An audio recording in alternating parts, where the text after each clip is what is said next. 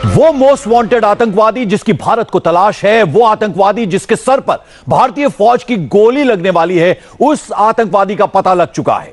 जैश-ए मोहम्मद का सरगना मसूद अजहर पाकिस्तान के एक हॉस्पिटल में भर्ती है। मसूद अजहर की सुरक्षा में तैनात है पाकिस्तानी सेना, इसलिए उसे रावलपिंडी के आर्मी हॉस्पिटल में भर्ती कराया गया है।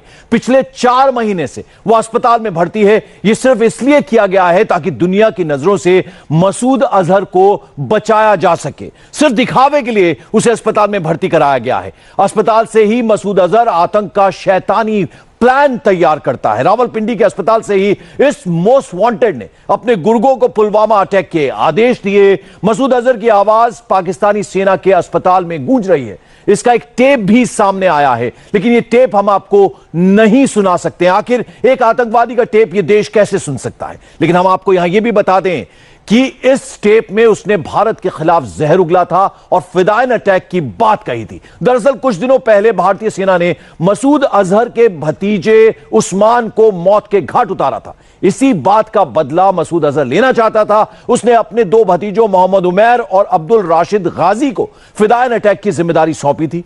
मोहम्मद उमैर और अब्दुल राशिद गाजी ने मसूद अजहर के टेप से आदिल अहमद डार का ब्रेन वॉश किया और उसे सीआरपीएफ पर फिदायन अटैक के लिए बाकायदा तैयार किया गया। मसूद अजहर जैसे खूंखार आतंकवादी को पनाह देने वाला पाकिस्तान कंगाल हो चुका है। जंग से पहले ही पाकिस्तान की हालत खस्ता है।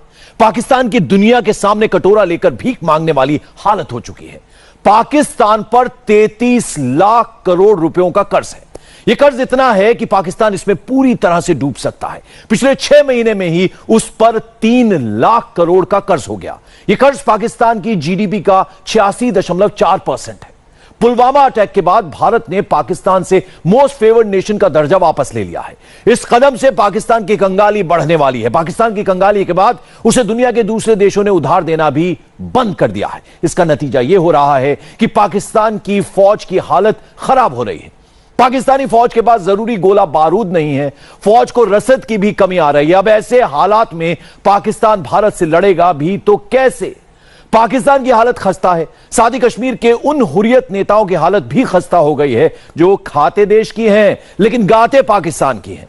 मोदी सरकार ने कश्मीर के उन 5 अलगाववादी नेताओं की सुरक्षा वापस ले ली जो देश को ही नीचा दिखाने की कोशिश करते हैं। इन 5 हुर्रियत जम्मू कश्मीर के इन्हीं 5 हुर्रियत नेताओं से सुरक्षा वापस ली गई है। साथ ही इनकी सरकारी गाड़ी और सभी सुरक्षा कर्मी भी हटा लिए गए हैं। अब इन अलगाववादियों को कोई भी सरकारी सुविधा नहीं दी जाएगी। इन अलगाववादियों पर सरकार हर साल 11 करोड़ रुपए खर्च करती थी। वीवीआईपी सुरक्षा बजट का 10% हिस्सा इन अलगाववादियों पर खर्च किया जाता था और एक नेता के लिए करीब 20 से 25 सुरक्षा कर्मी तैनात रहते थे। आपको बता दें कि कश्मीर के टॉप 20 अलगाववादियों के पास करीब 200 प्रॉपर्टीज हैं। सरकारी झंझटों से बचने के लिए ये अलगाववादी अपने ही रिश्तेदारों के नाम से प्रॉपर्टी खरीदते हैं जिससे इन पर कोई शिकंजा न कस सके। अब इन गद्दारों के बारे में डिटेल्स भी जान लीजिए कि कितने अमीर हैं हुर्रियत के नेता। सबसे पहले बात मीरवाइज उमर फारूक की। मीरवाइज की सुरक्षा पर पिछले 10 सालों में राज्य सरकार ने 5 करोड़ रुपए खर्च किए हैं। मीरवाइज को Z+ कैटेगरी की सुरक्षा मिली हुई थी जिसमें कई डीएसपी रैंक के अफसर थे। साथ ही इनकी सरकारी गाड़ी बुलेट प्रूफ एम्बेसडर कार थी। मीरवाइज उमर फारूक के पास अपना एक आलीशान घर है जिसके चारों तरफ सीसीटीवी कैमरे लगे हुए हैं। साथ ही पूरे घर के फर्श पर वुडन काम है। इतना ही नहीं, इनके घर में कई महंगे फर्नीचर के साथ साथ महंगी नक्काशी भी की गई है। मीरवाइज उमर फारूक के बाद अब हुर्रियत के दूसरे नेता यासिन मलिक की बात करते हैं। यासिन मलिक के पास भी करोड़ों की प्रॉपर्टी है। इनकी कुल प्रॉपर्टी की कीमत करीब 150 करोड़ रुपए है जिनमें होटल, मकान, प्लॉट सब कुछ शामिल है। श्रीनगर के सबसे महंगे इलाके लाल चौक पर यासिन मलिक की प्रॉपर्टी है जिसमें से 2/3 हिस्से पर उनका कब्जा है। इसके साथ साथ वहीं पर 40 करोड़ की कीमत वाला एक होटल भी है जिसका नाम होटल रेजिडेंसी है। आपको बता दें कि साल 1990 में यासिन के पास कुछ भी नहीं था और वो रेड़ी चलाकर गुजर बसर किया करते थे। अब बात शब्बीर शाह की करते हैं। शब्बीर शाह कश्मीर के उन हुर्रियत नेताओं में शुमार है जिनके पास अपनी करीब 19 प्रॉपर्टी हैं। साथ ही 5 करोड़ की कीमत वाला एक होटल भी है। शब्बीर की प्रॉपर्टी में कई प्लॉट्स और दुकानें शामिल हैं। इनके अलावा सैयद अली शाह गिलानी भी उन बड़े नेताओं में शुमार हैं जिनके कहीं आने जाने का खर्च सरकार के जिम्मे होता था। जो कभी भी बीमार पड़ने पर दिल्ली के काफी महंगे अस्पताल में इलाज करवाते हैं। इनके पास आधा दर्जन से ज्यादा नौकर भी हैं। अब्दुल गनी भट्ट की बात करते हैं। अब्दुल गनी भट्ट के बारे में हम बात करें तो इनके पास करीब 5 करोड़ रुपए की प्रॉपर्टी है, जिनमें से पहला घर नॉर्थ कश्मीर में है, जबकि दूसरा घर और दफ्तर राजधानी श्रीनगर में मौजूद है।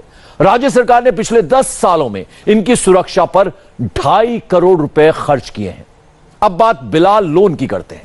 बिलाल लोन हुर्रियत के वैसे नेता हैं जिनके पास कश्मीर के अलावा दिल्ली में भी अपना एक फ्लैट है, साथ ही नॉर्थ कश्मीर में इनका अपना एक आलीशान मकान है, जबकि श्रीनगर में एक हाई प्रोफाइल कोठी भी है।